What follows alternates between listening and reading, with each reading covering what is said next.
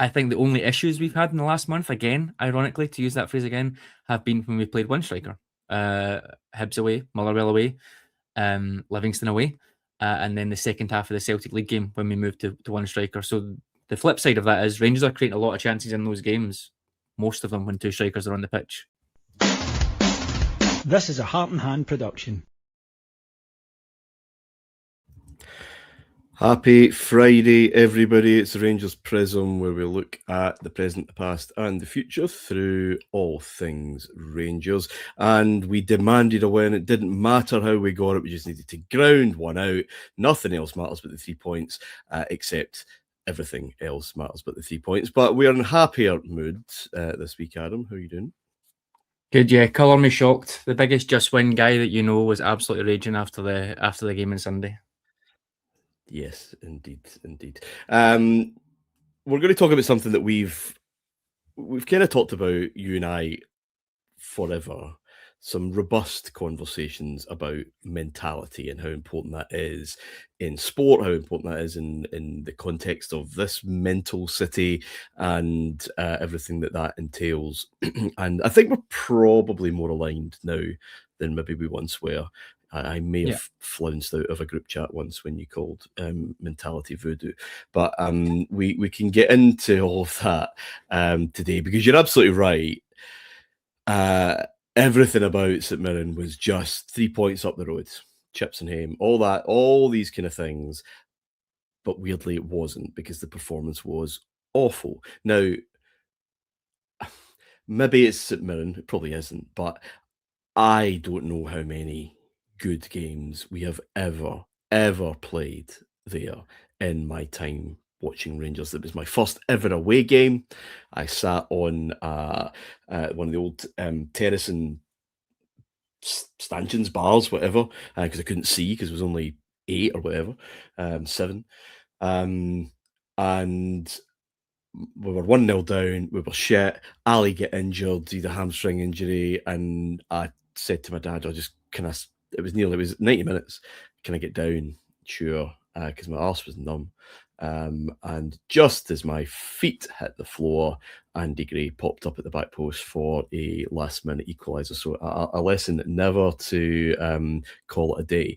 But I mean, I won off the top of my head, I think, a nice victory in 91-92 when McCoy scored an absolutely beautiful goal. But they're just dire, Adam, right? Always dire. We rarely lose, but they're dire games.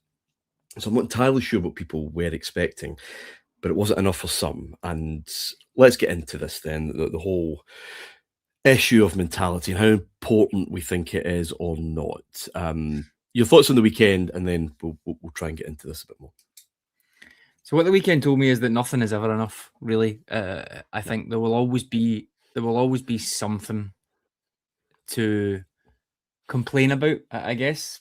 I was going to say to criticise, but I think everything should be criticised at all times, to be honest, because we want to strive for being better. So, but yeah, it's the hypocrisy, for want of a less sensational word, that really baffles me. I made this comment way back at the live show we did at the start of the summer, where there's binary moments in every single game that just completely revolutionise, not completely change the season, but completely change what some people think about everything. It just goes from 0 to 100. If a player is marginally offside, even if it's a incorrect decision that comes back, everybody is terrible in that situation. If a striker scores a great shot, there'll be invariably somebody saying, "I thought the keeper could have done better with that." It's just, it is a bit suffocating in that sense. But I think the example I made in the league game against Celtic was, if Jack Butland pushes that 2 or 3 yards wider, everybody is on top of the moon, and the second half gets a complete revisionism. It is like Pravda revisionism. It's not just got away with that. It's Rangers' mentality was incredible. We saw that game out. Terrific triple save by Jack Butland. He's doing great, isn't he? All that sort of stuff that I think makes it a bit of a farce when we talk about mentality. Personally, I completely agree. Rangers' mentality is not good enough, has not been good enough over the last 5 or 6 years, but I feel like it's a crutch sometimes. I feel like it excuses poor performances, it excuses bad recruitment, and it excuses weak managers. I think as well sometimes. So I think Sunday sort of proved that to me, because I knew if I tweeted brilliant mentality, character and belief, the same people would be absolutely furious that Yeah. would be that were equally furious when we conceded a last minute goal against Motherwell, or Hattati scored that penalty. I don't see how those two thoughts can exist in someone's head. It can't be the same thing. So for me, if we did see out those games, there has to be a good example of mentality there. And I think we often veer to the negative on it. We only use that word in bad circumstances. I think there isn't so much. I think I said this on the pod as well a couple of weeks ago. There isn't so much of that was good mentality. If something is so binary bad because we concede a goal in the last minute, if we don't concede a goal in the last minute, then in that world that must be good. I think that's maybe a little bit too simplistic, but that's what some people like. So that's kind of where I'm at on it. Of course, there's a problem. Of course, there is. It is getting better. We touched on it last week with Danny Rowe in terms of making big decisions. He made it with John Suter again, and it worked. So again, you have to get credit as a manager for making those big decisions, because you get credit. You don't get credit when you get negative. You get flack, you get criticism when you do things that don't work. So when something does work, it's the same with reviews, isn't it? On books, whatever. Nobody's going to say that was great, really enjoyed it. They're going to say, what the fuck was that? What is it? This is absolutely shit. It's skewed towards negativity, I think, when we talk about things like that, which is my issue. I am a mentality guy, mainly because human performance, the last thing is a voice in your head saying go for it, or indeed don't because you'll fuck up. And better technique and repetition and fitness must give confidence. It must. You feel great. An athlete turns up and says, I feel superb today. I'm going to absolutely run over hot coals, run through walls. I'm going to smash everything up. And of course, looking at the opposition going, yeah, not today. They are nowhere near in our league, and everything else.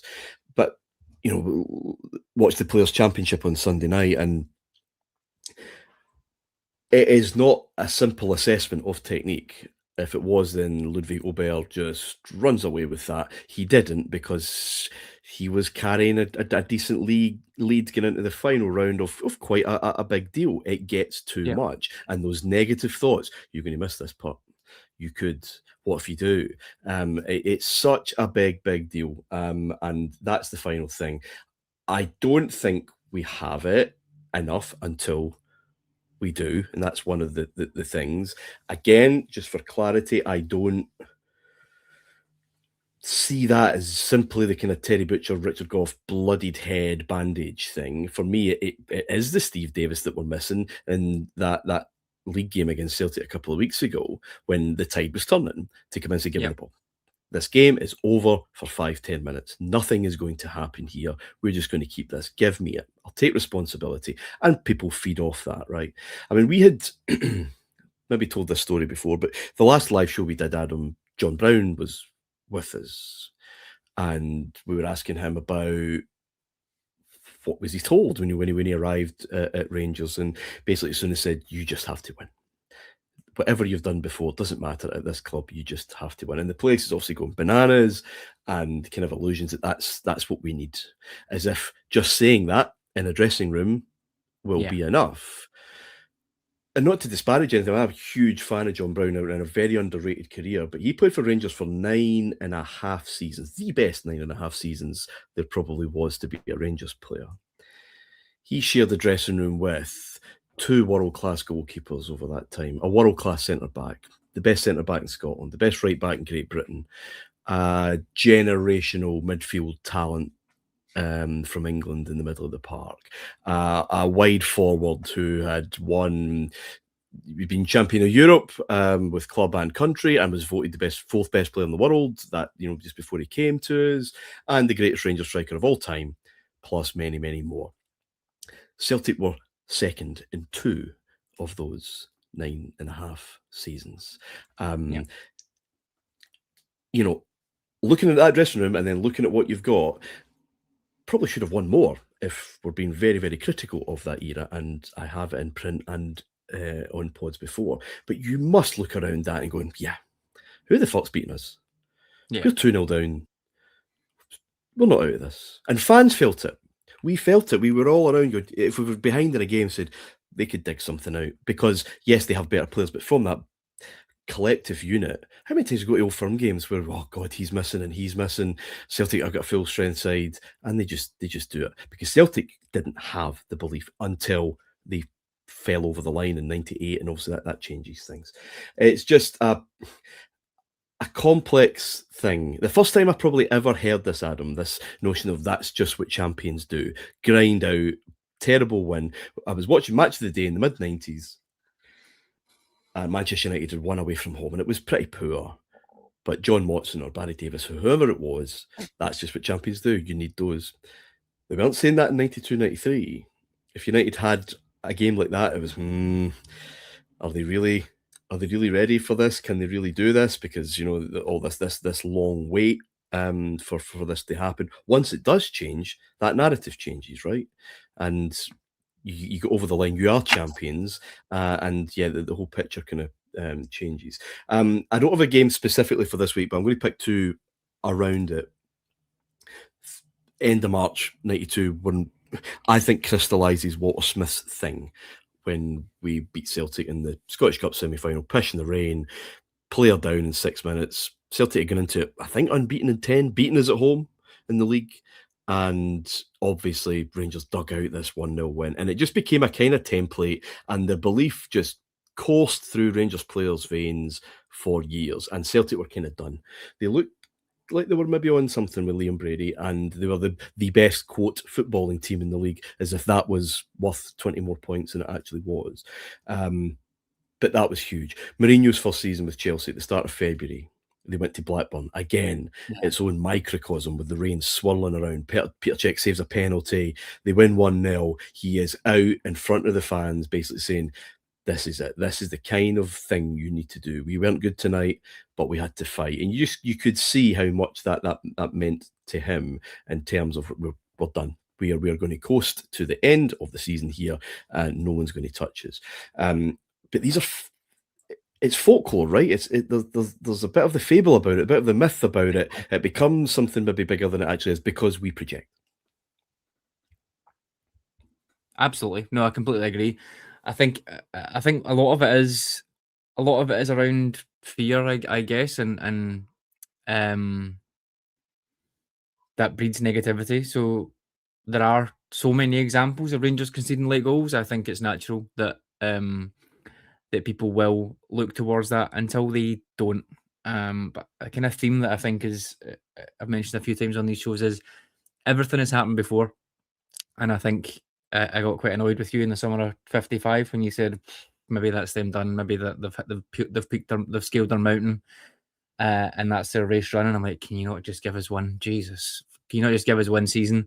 And ultimately, I think whether or not that was true on the pitch, I think it certainly seemed to be true in the wider club and boardroom structure. So it isn't just a case of we get one thing over the line and then bang, we've got great mentality. I think it needs to come. That's where I think the two things merge. It needs to come from, like you said, good technique, good quality with players, people around the club that understand what the club is, and then unfortunately, same as everything else, consistently making lots and lots and lots of little small decisions well every single day, every single transfer window. That breeds continuity, it breeds success, and it breeds mentality. I don't have any issue with that, and I think we align on that general purpose. My issue, I think, recently or over the last couple of years is we only reach for the word in negative circumstances, and it's a people's opinion on mentality thing. I guess I take issue with, because it can just go so binary from one side to the other. Yeah, there's people. I guess that's true. I can only kind of speak for myself. Again, sorry to hark back to a couple of years ago, but those two games under Clermont, the Saturday against Hearts, where we were expansive and we were brilliant, and Cortez and Yilmaz looked like they had something very quickly down the left-hand side to give a bit of balance, which for a team that was so dominant on the right. We won 5-0, so here we go. But knowing we had Rugby Park, again, a place that I've seen very few, certainly since the fake pitch came in, seen very few good performances, certainly in the league. And we weren't good, we were behind, and we dug something out. And I went home that night, it didn't feel like St Mirren Adam. It felt I needed to see that. I needed to see that from a Rangers team. I think we're going to win the league. And then we were absolutely ghastly over the next couple of weeks. We won one, we lost one, then we won one. Motherwell and Hibs, both at Ibrox, but something had changed in the team. He tinkered. We had huge holes in the middle, and we were 2-1 up at half time, I think, against Hibs. And I think it was Stuart beside Stuart McCall and said, "We're not winning the league. What the fuck is the midfield? What? All of a sudden, there's massive gaps there." So we are projecting our. We talked about this before. We have far too much time and emotional energy, money invested in this thing that we have no control of whatsoever. Our happiness is in the hands of strangers. It's effectively someone turning up at your work and just peering through the window and hoping you have a good day for them to be happy. It is insane, but of course we love it, and we're pretty much trapped by this. The one thing I would come on to, and I completely agree. That season, I've seen a lot of people reference that season from 2 years ago. I think it's different for a couple of reasons. I think we are a more stable unit than we were then in terms of Rangers. But again, I can't keep coming back to this enough. The team that we were chasing that year got 94 points. The maximum that Celtic can get this year is 84 points if they win all remaining 8 games. It's a totally different thing. They won't. They've picked up 2.3 points out of the last 10, so they're on track for probably sub 80 points. So 15 points of a difference. So I think those are the two key factors for me that make this one big. And where there is a difference between here and 21 and 55, if we were able to be the last man standing, and again, I repeat, this season is last man standing. It is not a great vintage title win. But if we're able to do it this year, or they keep the faith and we build more and we do it next year, I think that is a hell of a different from the last time, which was stop 10. Everything invested in stopping that high, obviously we're on a different kind of financial footing now, but it was front loading what Gerrard was ever going to get in order to get that right within 3 years. And a lot of, let's say, experienced players coming to the end of their cycle. Players, Kamar Roof, who I think one is the title, and Helander at the back, one is the title, but maybe not, of course, physically the most reliable. We got that season or the majority of the season out of them. You're maybe not going to get that again. I think this would be very, very different if it were to happen, because I think there's a feeling of going somewhere. That doesn't mean there's not another manager around the corner to build, but it's not the end of something with just everything thrown at this time frame. There would be, I think, kind of grounds for optimism, but that's very, very dependent on what happens. This issue again about our fears and fandom and everything else. I've no issue with you and I or listeners and comments or on social media arguing about the past. Why did this happen? That's historical study. That's what that's all about. Football, politics, whatever. Why did this happen when it did? Was there another option? Was something inevitable? That's fine.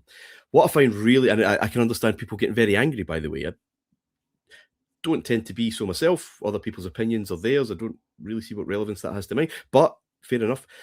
What I really find interesting is rage about the future when you say, I don't think we'll do it. If you dare to say that a couple of weeks ago, I think we're just lacking. People get very, very cross with that. And I find that absolutely insane. It's equivalent of going to the bookies in the old days, peering over at someone else and saying, why the fuck have you got them to win? I don't think they'll win. And being absolutely furious at that because we just don't want to hear it. We want everyone to say, it's going to be all right. We're going to do it. We're going to do it. But sorry, can't go back to that season, that in cartoon 3-3 draw, the Matondo game. I tweeted like, amazing game. Don't think it's going to be enough. We needed 5 points really of a difference to go to Parkhead, in my opinion, given our record there at the time. And I got dog's abuse for just being negative. And we've got a lot of talk in the last few weeks, Adam, about fans not knowing what a title race is and throwing in the towel. We don't have a towel in our hands. We're not involved in this. We are watching from the outside. Just admit you need people to just tell you it's going to be all right, isn't it? Yeah, I think that too. And that's that's all right, but it's just this business of ours. I'm not sure it's entirely healthy for everybody, but it tends to consume everybody. But yeah, 2 home games though, Adam. Now, where I think, well, is it the same? Is it now just 8 wins, however they come, or because I would probably be of this camp. Actually, I think we need more than just the wins. I think we do need to see some of that verve, some of that flow that we have seen at home recently. A real dominant win over Aberdeen, another one on Easter Saturday, to just give something, recharge really the confidence going into tricky trip to Falkirk, and then obviously we know what the split's going to come. Or is it just no, weekend at a time, get it done, move on? I think it's both. The boring answer is it's both. I think to breed confidence in the squad and the club for the fans. I think 2 big performances in these 3 games really. 9 points. If you take them as I know we've got the international break in between, but if you take these 3 as 9 out of 9, I'd be pretty confident in my head that one, if not both, of the other 2 will drop in their 3 coming up. So again, all of a sudden that shift from being completely out of it and Hearts are unstoppable the other week to it's only 3 points. And I it's the last month has been really interesting. I think there's a lot of thoughts swirling around my head, so I'll try and push them together before we finish off on a bit on the strikers. But again, I go back to that. I've been Rangers are creating the best quality of chances over the last 20-25 games, roughly. Conceding the least amount of chances as well. We've had that blip in the middle there that everyone is attributing to John Souttar, and fair enough if that's what you want to do. I'm not going to complain. But broadly speaking, Rangers are the best overall team in terms of the difference between chances created and chances conceded. But it's funny when you say that, because there's always someone that will come back and say doesn't matter. All that matters is that Hearts are picking up more points than us and they're scoring more goals than us. And I'm like, they're not. Like, the Hearts have not picked up more points than us at any point over the last 25 games. And in the last 6 games, I think it is, Hearts have scored 5 goals. Rangers are scoring goals at a rate of almost double what Hearts are over the 10 games. So I understand people's fear and projection, but some of the things that get said are just plain not true. So when you think about that from people's mindset, people are thinking things that just don't exist. I can understand why some people get a bit upset on it. The irony, and I don't know whether this is good or bad, is over the last 4 or 5 games, Rangers have created a lot of chances. The performances, I think, have been largely fine. Now, it really depends what you define a performance as. Again, it comes back to those binary things. I didn't think Taylor Asgard was offside at the weekend. I thought there was a, albeit flimsy, case for a penalty for Rangers. If that goes to 3-0 and everything else stays the same, everyone is, what a fantastic performance that was. Those are 2 things in isolation that don't change any of the other 89 minutes of the game. So I have to have that in my head whenever I think about how people react to things. But on the whole, if we say number of chances created, Rangers have done really well over the last 4 games in that. Lots at Livy, lots in both Celtic games, lots in St Mirren. We can argue about execution, and we'll come on to argue about execution in terms of what the strikers do, but that gives me hope, I think. The irony is that big run that we had, December and January, we didn't really create an awful lot. We got things over the line. We showed that mentality. We got Conor Barron set pieces. We got 1-0s from set pieces. We haven't scored a set piece in 2 months now, over 2 months directly. So those are things that should flip back the way. But I just come down to the basic point. What I see is Rangers are creating chances, and Rangers have a good to decent defence. If this partnership that we now have can continue to go from strength to strength, then that sorts that part as well, as far as I'm concerned. So that gives me hope, because it is first past the post, as you said, whatever the phrase you was, last man standing. Really. So yeah, but the Hearts thing and Celtic, but we'll see what will happen to them. But we are seeing what's happening to Hearts, which is, it looks like they're falling away. I think for us, Motherwell have chosen the wrong time to no longer really be what they were, because I think we'd maybe earmarked a couple of those games as maybe being opportunities for the rest to drop points. But we'll see. But I do remember in WhatsApp groups and online a few weeks ago, look what Hearts are doing. They're just grinding them out. This is the corollary to what we've kind of talked about, right? It's yes, they are, but that's not sustainable. They're not playing well enough, and it's why, Adam, especially these home games, I would be worried if it's another 2-1 nils. We'll have a nice Saturday night on both occasions. Yeah, but does that really give us that? Yeah. So you're absolutely right. We are creating the chances. How big are those chances? And what are we doing up top? Is I know something you want to talk about before we finish. Yeah. So I think the caveat there is, creating volume of chances does not necessarily equate to creating good quality chances. And I think both strikers probably nicely summed that up. We had a bit of a joke on Twitter. One of my friends, Naderi, was posting about Ryan Naderi. How many shots did he have? He asked me to pull the shots in the St Mirren game, and I said it was four shots at goal. He's like, no way, absolutely was not 4 shots at goal. I refuse to believe that. And again, it's like it's a binary thing. Like it's you can't refuse to believe how many shots there were on goal. Like it's a binary thing. And then it was, it must not have been 4 shots on target. I was like, no, it was. That's in the stats as well. So I went and looked at them, and don't get me wrong, the 4 shots probably don't even equal 1 good chance. But this is where evidence and opinion are completely different things. If you say he did not have 4 shots on target, you're wrong. If what you mean is he didn't play very well, he didn't score any of those 4 shots on goal, that's a different thing. So it's important just to, I think, distinguish that in terms of what we talk about with volume versus quality. Chermiti and Naderi, I think, is getting a bit of chat. I've seen a few people talking about maybe we should drop a striker and bring in another creative player. We've tried that this season. We've tried that for more seasons than I can remember. It hasn't really worked. Ironically, again, this opinion thing, everybody was desperate for 2 strikers, and now we have 2 strikers, and it's something maybe we should move back. I think it works. Therefore, again, sensible opinion, maybe boring. Let's just keep doing that for a bit and see what happens. So how they two do that is slightly different. Chermiti, I think, is putting up some good numbers, and again, numbers versus opinion. He's very involved in the box, lots of touches in the box. Pressing output is huge. He runs for the team. You cannot deny that. He is the reference point. Get me the ball up to me. I'll try and dominate the man, and I'll play it off. It can look a little bit clunky for sure, but he is what I would class as a target man up there for sure. He's the main point of contact. Get the ball up to him.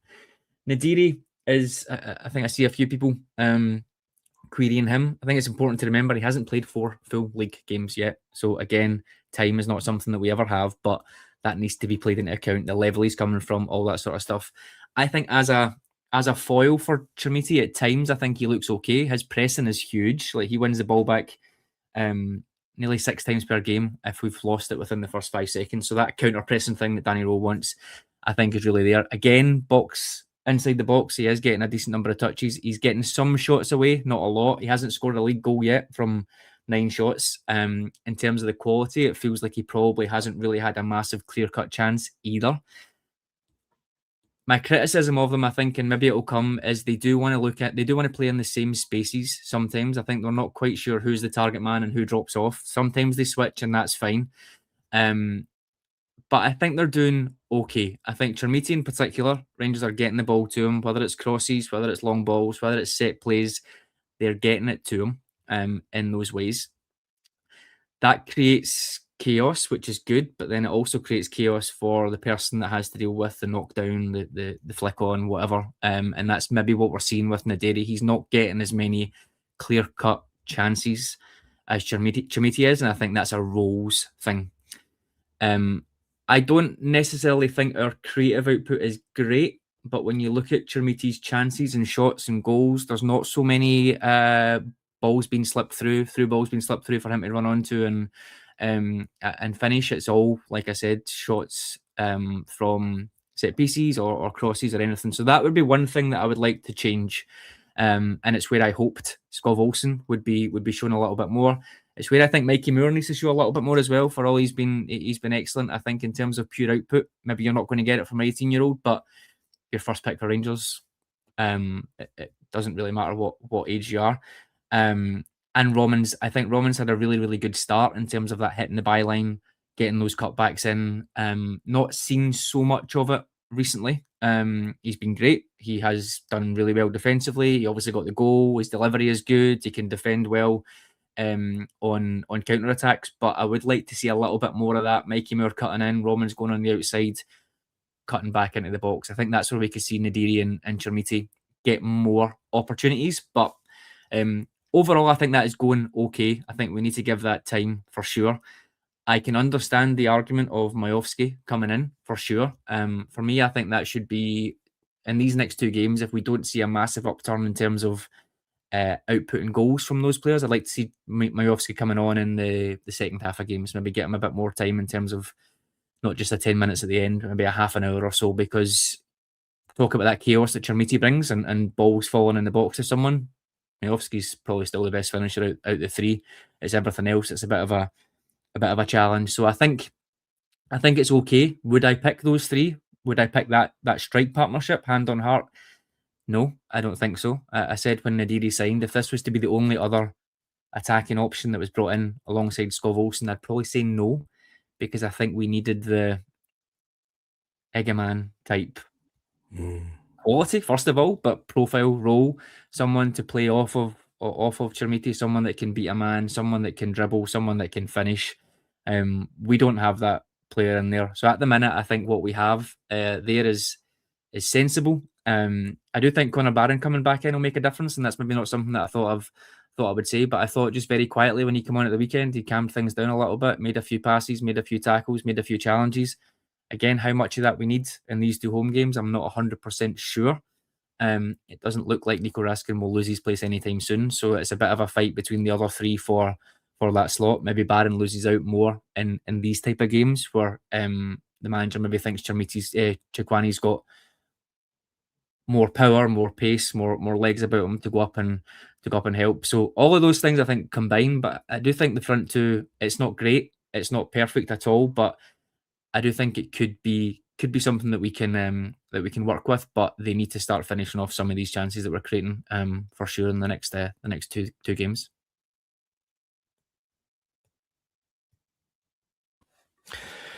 Yeah, there's a lot going on there, Adam. Romans. I said I'm ready to love again for sure. I know what you mean about getting in behind and getting those cutbacks. We're not. Doesn't seem to me that we're creating enough easy chances, enough good chances. Always the same. Yeah. Yeah, it's always the same.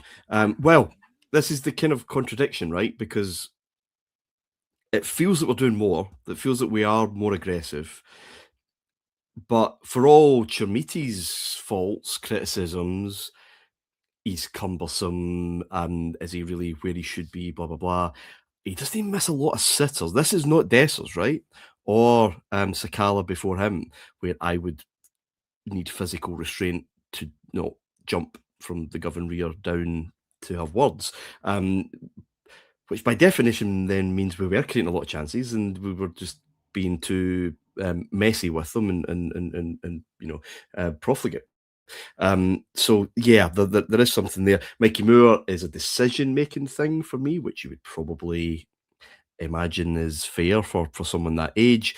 Yeah. He wants to beat that man again. He runs into trouble. Very brave, but it's just a bit of a problem. But that will come. he will have a fine career. I don't think there's any doubt about that.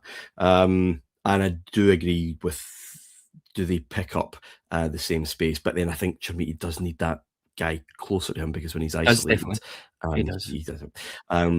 Sunday's team was kind of what we like to see, but they didn't do what they have done at Ibrox and what I would certainly expect they will do on Saturday night. And again, that pays us full circle back down to mentality and away games. There is no question that there's an edginess about that particular challenge, and we don't like it. We do not appear comfortable. We're not able to express ourselves as much as we can. Those byline cutbacks, I feel we see at Ibrox quite a lot. I don't know how often we see it away from home. That will need to be broken. There's going to be a lot more bravery required. Anyway, we don't go away from home for a while, thankfully. So, yep, have a great weekend. I'll be in Portugal playing some golf, but obviously not at 5:45. So I will be ensconced in a hostelry somewhere, enjoying that. But cheers, Adam. Thank you. Enjoy your weekend, and hope everybody listening enjoys theirs. Indeed. Have a great weekend, guys. Speak to you next Friday. Bye-bye.